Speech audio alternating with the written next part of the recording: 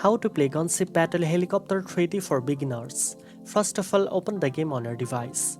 Once inside the game, familiarize yourself with the control layout.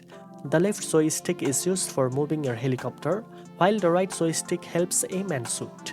Take your time to practice controlling your helicopter smoothly, as precise movement is key to surviving missions. Next, start with the beginner missions. These are designed to help you understand combat, enemy patterns, and mission objectives. Focus on completing missions step by step and don't rush into advanced levels before mastering basic controls. Pay attention to your helicopter's health and ammo. Collect upgrades, coins, and power-ups during missions to make your helicopter strong and improve your firepower. Using this wisely will make battles much easier. Also learn how to aim accurately and take cover when facing heavy enemy fire. Explore different helicopters available in the game.